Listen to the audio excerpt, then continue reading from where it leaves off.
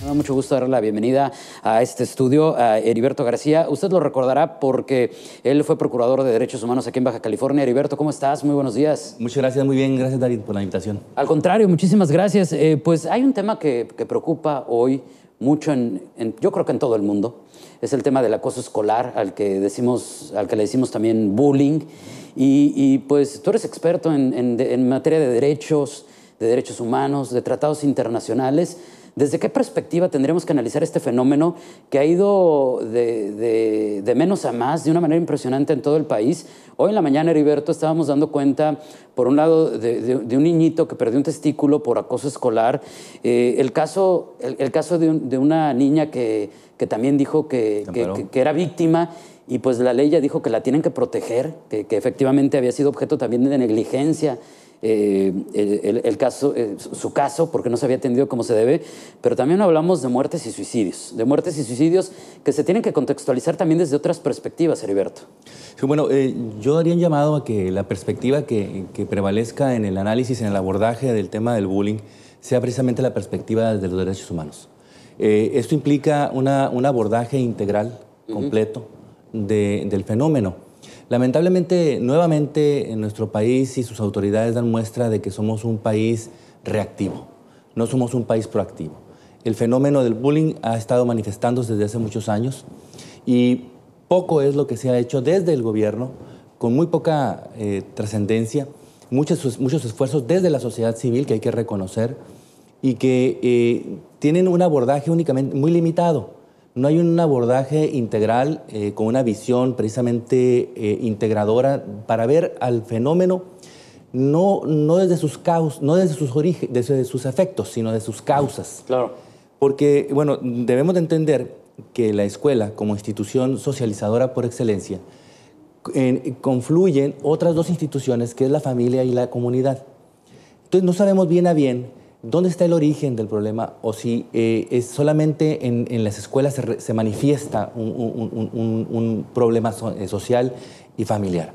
Por eso es que tenemos que hacer un abordaje desde las escuelas y reconocer que las distintas escuelas son distintas entre sí. Porque no es lo mismo una escuela, por ejemplo, de la Independencia a una escuela del Niño, o de la Morita o del Matamoros. Ni es lo mismo a una escuela en San Quintín o en el Valle de Mexicali. Son escenarios o microcosmos distintos. Por eso es que tenemos que tener un abordaje integral.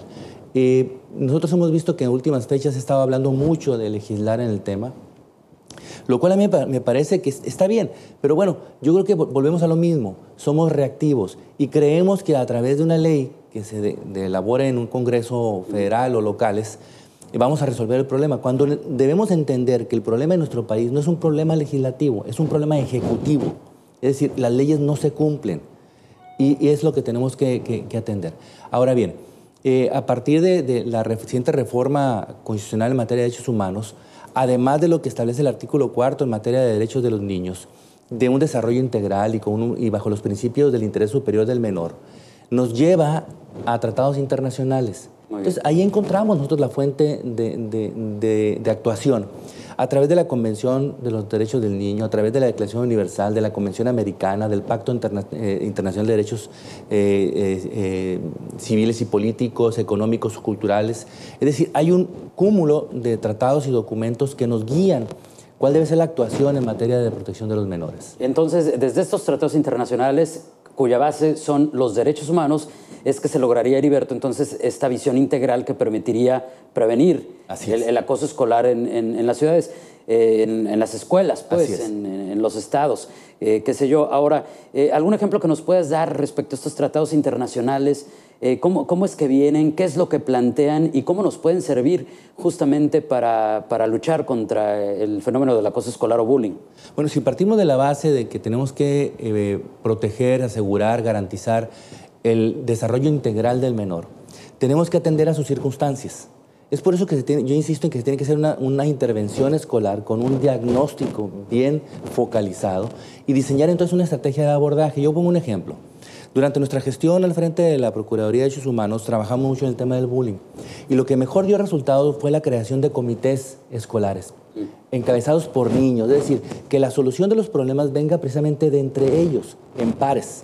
no de la autoridad hacia los menores como una imposición, porque sabemos que el origen de la violencia es mucho autoritarismo, la falta de capacidad de oír, de entender, de escuchar al otro. Por eso se plantea, por ejemplo, con los niños cursos que se llama Desarrollo de Habilidades para la Vida, que tiene que ver con comunicación asertiva, con empatía, con asertividad. Entonces, son principios que tenemos que nosotros fomentar en las escuelas. Y voy a poner un ejemplo. A nosotros nos preocupó mucho el tema del bullying e hicimos una investigación para descartar la vinculación que pudiera existir, tú lo mencionaste hace un momento, entre bullying y suicidio. Y los datos que encontramos fueron los siguientes. Nada más en el 2011, en la ciudad de Tijuana, hubo aproximadamente 54 suicidios. Esto quiere decir que es a razón de más de uno por semana, lo cual es un dato escandaloso, porque entonces se convierte en un problema de salud pública. Claro. Ahora bien, de esos 54 suicidios, el 34.7% fueron personas menores de 20 años, lo cual debe haber un nuevo tratamiento al tema del suicidio y saber cuál es el origen de esto. Evidentemente es un proceso de depresión, pero que tiene un origen. Entonces, el origen se tiene que manifestar en las escuelas. Ahora bien, los maestros tienen mucho que ver en esto. Claro. Lamentablemente, cuando algún maestro muestra cierto desinterés, apatía, indiferencia o desconocimiento sobre el tema, provoca que este fenómeno crezca. Este comportamiento se parezca que es permisible. Así es. Entonces, lo que tenemos que hacer es involucrar a los maestros. No quiero generalizar, hay maestros comprometidos, hay buenos maestros, pero lamentablemente el buen maestro no es noticia. Es noticia el mal maestro. Y empaña toda una función docente que debe ser una actividad de la más importante. Entonces, nosotros consideramos que debe haber este abordaje, identificar cada uno de estos escenarios y tener una respuesta para cada uno de estos escenarios. Y que es distinto, como dices, Heriberto, en cada escuela. Me llama mucho la atención que desde que estuviste en la Procuraduría de Derechos Humanos, ustedes ya trataban el tema del bullying desde esa perspectiva, porque ¿eso fue en qué periodo? En el 2009-2012. Porque de repente también está esta concepción errónea de que es un fenómeno nuevo. No, y es de muchísimos años. Así es. Y lamentablemente, pues parece que hemos avanzado poco. Ahora, ¿qué hay, Heriberto, de estas propuestas de que el bullying se debe de sí abordar desde estas perspectivas, pero que también se debe castigar? Incluso hay quienes se han atrevido a decir, y yo no sé si sea correcto o no, desde la perspectiva de los derechos fundamentales de cualquier individuo en nuestro país o en otro, el hecho de que se tiene que castigar al menor también, al abusador, al ofensor, incluso con cárcel. ¿Tú cómo ves esta perspectiva, Heriberto? A mí me parece totalmente absurdo este planteamiento. No es castigando como vamos a resolver, porque lo hemos visto, la experiencia sí nos lo dice.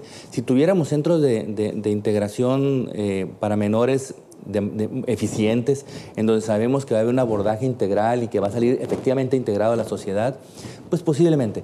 Pero cuando sabemos que hay mucha carencia de programas efectivos y donde finalmente, David, si nosotros vamos a pensar en un menor que lo vamos a sancionar, va a estar 1 año o 2 años en un centro, en un consejo de menores, y cuando salga va a regresar al mismo escenario que generó su conducta. Claro. Entonces, volvemos a lo mismo. Tenemos que trabajar sobre las comunidades, sobre las escuelas, y tenemos que trabajar de manera coordinada, comunidad, hogar y escuela. Pero aquí la parte, si le podemos llamar optimista del tema, no sé si se valga, pues es que las leyes y los tratados existen, que el problema entonces, por lo que nos estás comentando, Heriberto, es que no se aplican como se debería.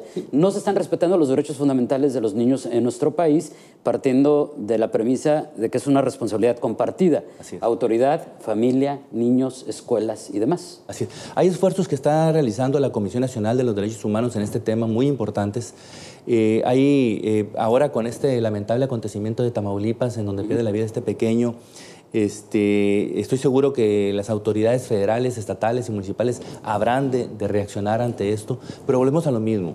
No es desde un escritorio, no es a través de una ley como vamos a resolver esto. Tenemos que hacer intervención escolar, capacitar a los alumnos, crear una nueva conciencia en la solución de los conflictos, que también es muy importante.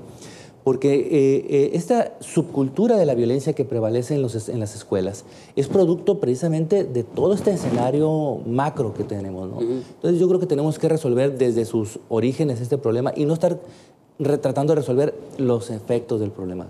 Y entonces estaremos sistemáticamente dando vueltas en un problema sin resolverlo de forma. Ahí el problema que veo, Heriberto, es si hay suficientes personas capacitadas para llevar a cabo estas acciones en tantas escuelas que hay en todo el país. Digo, creo que sería muy fácil tomar a un grupo de expertos para que capaciten a otros grupos y entonces empezar a multiplicar esto. Tenemos en las universidades un gran talento en los estudiantes. Podemos iniciar una nueva ruta con ellos, alumnos de sociología, de pedagogía, de psicología, que pueden trabajar en este tema, incluso abogados que pueden trabajar en el tema.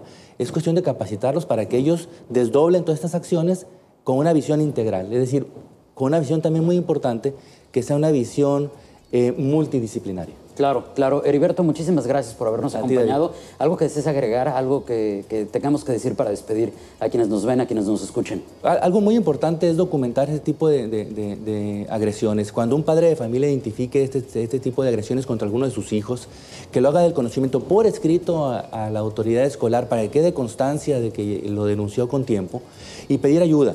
Acudan a las autoridades también por escrito, insisto, para que puedan obtener una respuesta en el mismo sentido. No permitan que esto siga pasando.